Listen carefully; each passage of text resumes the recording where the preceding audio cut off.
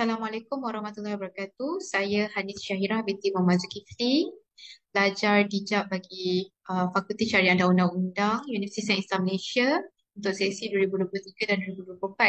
Pertama sekali saya mengucapkan terima kasih kepada pensyarah-pensyarah saya iaitu Dr. Nurfalidah binti Muhammad Ali dan juga Dr. Hindun Abdul Rahman Shah kerana telah memberikan saya peluang untuk menerbangkan satu kertas kerja yang bertajuk Perjanjian Penyelesaian dan Penghakiman Persetujuan dalam kes-kes suluh di Mahkamah Syariah, satu kajian amalan, isu dan analisis kes. Sebagai pengenalan untuk praktis suluh di Mahkamah Syariah, perkara ini terdapat di mana-mana kaedah tata cara mal di seluruh negeri. Suluh adalah satu perundingan, persetujuan dan penyelesaian kes antara pihak-pihak dalam majlis suluh yang diperluaskan oleh pegawai suluh. Jadi pegawai suluh akan melakukan satu sesi untuk menyelesaikan kes dengan cara suluh, biasanya di mahkamah. Jadi apabila pihak-pihak telah bersetuju, satu perjanjian persetujuan akan ditandatangani oleh pihak-pihak dan perjanjian persetujuan ini apabila diendoskan di mahkamah, ianya akan menjadi penghakiman persetujuan dan akan mengikat pihak-pihak. Kenapa kertas kerja ini ditulis? Kerana telah berlaku masalah seperti pelanggaran perjanjian persetujuan yang dipersetujui masa sesi suluh. Dan ini telah menyebabkan penghakiman persetujuan tersebut juga telah dicabar melalui rayuan serta semakan. Jadi untuk kertas kerja ini, objektif kajian adalah pertama untuk memahami dan menerangkan amalan penerapan perjanjian penyelesaian yang dicapai dalam majlis suluh serta bagaimana ia direkodkan di mahkamah. Kedua adalah untuk mengkaji isu-isu yang sering timbul berkaitan perjanjian penyelesaian dan penghakiman seperti pelanggaran perjanjian, semakan dan sebagainya. Ketiga adalah untuk menganalisis kes-kes undang-undang yang melibatkan perjanjian penyelesaian dan penghakiman persetujuan di Mahkamah Syariah. Keempat adalah untuk memberikan cadangan amalan terbaik bagi meningkatkan keberkesanaan pelaksanaan perjanjian dan penghakiman persetujuan dalam konteks Mahkamah Syariah. Seterusnya, untuk metodologi kajian, kami telah menjalankan dua bentuk kajian iaitu kajian perpustakaan dan juga tunggal bersama dengan responden. Kajian perpustakaan ini kami telah menganalisis sumber seperti peraturan, arahan amalan, undang-undang, artikel jurnal, prosiding, buku dan kes-kes undang-undang. Kami juga telah menemukan responden iaitu seorang pegawai suluh dari Mahkamah Syariah Negeri Terengganu melalui aplikasi Zoom untuk mengetahui tentang bagaimana prosedur suluh berlaku, bagaimana amalan penderafan berlaku dan daripada mana punca kuasa untuk menderafkan sesuatu perjanjian persetujuan dan apa yang berlaku sekiranya perjanjian persetujuan tersebut tidak dipatuhi. Seterusnya, bagi ulasan perbincangan, kami telah menerangkan tentang prinsip-prinsip suluh iaitu terdapat tiga perkara, kerahsiaan, neutraliti dan sukarela. Prinsip ini perlu ditekankan oleh pegawai suluh dan ada dinyatakan secara spesifik dalam kaedah-kaedah tata cara mal bahagian suluh.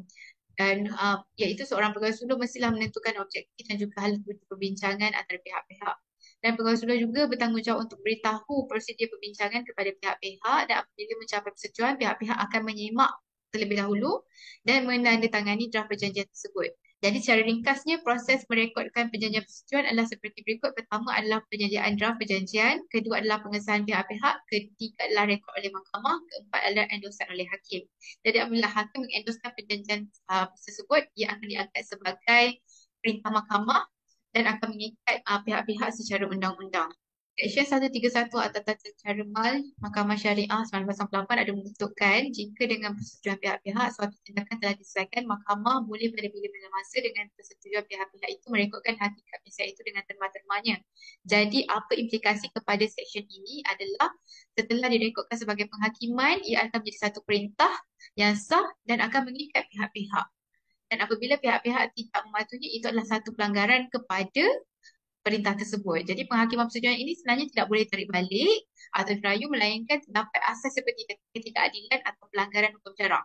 Untuk bahagian ini sekiranya kita nak dalami dengan lebih lanjut, kita akan lihat kepada perbincangan kes selepas ini. Ringkasan mengenai peruntukan perjanjian persetujuan dalam kes suluh ada dinyatakan dalam arahan amalan dan kaedah-kaedah tata cara mal. Saya ringkaskan dalam jadual ini. Jadi di sini arahan amalan dan juga kaedah-kaedah tata cara mal suluh telah menyatakan secara spesifik mengenai tanggungjawab pegawai suluh dalam menyediakan draft persetujuan dan apa yang perlu dibuat setelah itu. Contohnya selepas draft dah ditandatangani, ianya perlu dibawa kepada mahkamah, kehadiran pihak-pihak adalah diwajibkan dan perlu dapatkan endosan hakim seperti yang dinyatakan dalam arahan Arahan Amalan nombor 7 tahun 2015, Arahan Amalan nombor 4 tahun 2006, dan seterusnya. Kita dapat lihat penguatkuasaan penghakiman persetujuan adalah nyatakan dalam Arahan Amalan nombor 5 tahun 2006 yang menyatakan penghakiman persetujuan yang telah diendoskan tidak boleh ditarik balik atau dirayu oleh pihak-pihak, melainkan kedua-duanya bersetuju atau terdapat pelanggaran terhadap hukum syariat. Dan seterusnya ada juga peruntukan mengenai semakan atau rayuan seperti yang terkandung dalam Arahan Amalan nombor 14 tahun 2002 yang menyatakan perjanjian yang telah direkodkan boleh dibuat semakan kehakiman sekiranya terdapat unsur ketidakadilan atau pelanggaran prosedur yang serius dalam perjanjian atau penghakiman persetujuan. Jadi ini adalah ringkasan bagi Arahan Amalan lah. Seterusnya saya masuk kepada isu dan permasalahan yang ini saya akan terangkan berdasarkan kajian kes. Jadi saya gariskan mengenai isu-isu yang sentiasa berlaku dalam perjanjian persetujuan yang telah pun dipersetujui oleh pihak-pihak. Pertama adalah isu mengenai pemahaman pihak-pihak terhadap kesan penghakiman persetujuan. Hal ini demikian kerana kerap berlaku pelanggaran oleh mana-mana pihak yang telah pun bersetuju pada peringkat awalnya. Namun disebabkan mereka melanggar, jadi ini adalah satu kes yang pihak yang tidak berpuas hati membawanya kepada mahkamah untuk pengkomitan lah. Jadi dalam kes Tauran bin Abdul Hamid dan Junaidah binti Isa, kes ini melibatkan pertikaian mengenai pembahagian harta pusaka iaitu harta sepencarian. Pihak-pihak telah menghadiri majlis suluh di Mahkamah Syariah untuk selesaikan pertikaian dan mereka bersetuju tersebut untuk membahagikan mengikut persetujuan. Namun selepas penghakiman sudah dicapai, terdapat isu mengenai sama ada defendant memahami sepenuhnya persetujuan yang telah dibuat dalam majlis suluh. Jadi hakim dalam kes ini telah memutuskan bahawa persetujuan yang dicapai dalam majlis suluh adalah sah dan mengikut prinsip suluh dalam Islam. Jadi pihak-pihak perlu memahami sepenuhnya persetujuan yang dicapai dalam majlis suluh kerana penghakiman persetujuan itu adalah mengikat. Yang kedua adalah isu mengenai adakah perjanjian persetujuan ini betul ke mengikat secara undang-undang. Kita lihat kepada kes Noni binti Ismail dan Zubair bin Embong yang berkaitan dengan pengingkaran penghakiman persetujuan oleh responden. Dalam kes ini, responden perlu membayar nafkah muta'ah dan nafkah iddah seperti yang telah diputuskan dalam penghakiman persetujuan. Namun responden tidak memberi alasan yang munasabah. Malah tindakannya adalah sejenis afterthought. Jadi apa yang mahkamah putuskan, mahkamah menegaskan bahawa penghakiman persetujuan itu adalah muktamad dan tak boleh tarik balik ataupun tak boleh diabaikan oleh mana-mana pihak. Sekiranya melanggar juga, itu adalah dianggap melanggar perintah mahkamah. Yang ketiga adalah hak untuk semakan dan rayuan. Dalam kes Datuk Abu Khalil dan Nik Rahimah, ia melibatkan Datuk sebagai pemohon dan Nik Rahimah sebagai responden. Mereka telah mencapai persetujuan dalam proses suluh di Mahkamah Syariah. Walau bagaimanapun, pemohon telah membuat permohonan untuk semakan kehakiman kerana terdapat unsur-unsur fraud sewaktu penghakiman persetujuan itu dijalankan. Jadi itu adalah sesuatu perkara yang menyalahi hukum syarak. Dan seperti yang kita lihat tadi dalam slide sebelum ni, sekiranya terdapat unsur-unsur penipuan, unsur ketidakadilan, maka ia dibolehkan. Jadi dalam kes ini, maka mahkamah memutuskan walaupun terdapat penghakiman persetujuan yang telah dicapai, mahkamah tetap membenarkan permohonan semakan dengan alasan terdapat unsur ketidakadilan itu. Jadi ini menjelaskan bahawa perjanjian persetujuan itu mengikat pihak-pihak sehinggalah mana-mana pihak itu dapat membuktikan bahawa ia tidak selari dengan hukum syarak ataupun terdapat unsur ketidakadilan ataupun penipuan yang mana mahkamah akan melihat semula kepada permohonan itu. Sebagai cadangan, ia adalah wajar untuk mengadakan program pendidikan untuk pihak-pihak yang terlibat dalam proses suluh agar mereka lebih memahami prosedur dan kesan penghakiman persetujuan. Hal ini demikian kerana seperti yang diterangkan pada bahagian awal tadi, ada menyentuh tentang sukarela.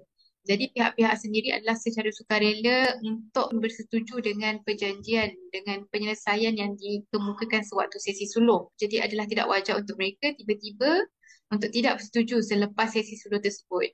Jadi ini juga berkait rapat dengan cadangan yang kedua iaitu mengadakan latihan berkala bagi pegawai suluh untuk meningkatkan kemahiran dan pengetahuan mereka mengenai prosedur, etika dan teknik mediasi. Ini adalah disebabkan oleh pegawai suluh adalah orang yang paling bertanggungjawab untuk mengendalikan sesi suluh. Jadi ia adalah orang yang paling berhak untuk mengingatkan dan memberi pendidikan kepada pihak-pihak yang terlibat dalam proses suluh ini. Dan penting untuk pegawai suluh mengingatkan tentang perjanjian penyelesaian apabila telah dipersetujui akan direkodkan dan diendoskan di mahkamah. Jadi pihak-pihak perlulah mematuhi kepada perjanjian penyelesaian tersebut. Yang ketiga adalah membenarkan peguam syar'i untuk hadir dan memberi nasihat kepada pihak-pihak semasa sesi suluh. Jika dibandingkan suluh dan dengan mediasi, mediasi membenarkan peguam untuk bersama dengan anak guam dalam sesi mediasi. Namun untuk sesi suluh, peguam syar'i tidak dibenarkan untuk hadir. Sekiranya kita memberi ruang kepada peguam syar'i untuk hadir ke sesi suluh, saya percaya ini akan dapat membuka mata pihak-pihak yang terlibat supaya mereka lebih memahami tentang pro and cons sewaktu sesi suluh tersebut dan mereka dapat membuat ataupun memberikan syur dan cadangan yang lebih bernas. Dan yang terakhir, mengumpulkan dan menganalisis kajian kes yang berjaya dalam pelaksanaan suluh untuk dijadikan panduan kepada pegawai suluh dan pihak-pihak yang terlibat.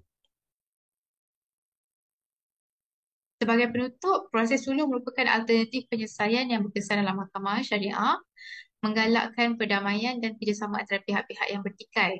Perjanjian penyelesaian yang diendoskan adalah mengikat pihak-pihak, melainkan jika ianya bertentangan dengan syarak dan terdapat unsur ketidakadilan. Yang ketiga, penghakiman persetujuan mestilah mematuhi prinsip-prinsip hukum syarak untuk memastikan kesahihan dan keadilan dalam pelaksanaan perjanjian. Dan yang terakhir, amalan dan prosedur sedia ada perlu diperbaiki untuk meningkatkan keberkesanan proses suluh. Ini termasuklah dengan pendidikan kepada pihak-pihak, latihan berkala untuk pegawai suluh dan membenarkan pelibatan peguam syar'i semasa sesi suluh. Itu sahaja daripada saya. Wabillahi taufiq wal hidayah. Wassalamualaikum warahmatullahi wabarakatuh.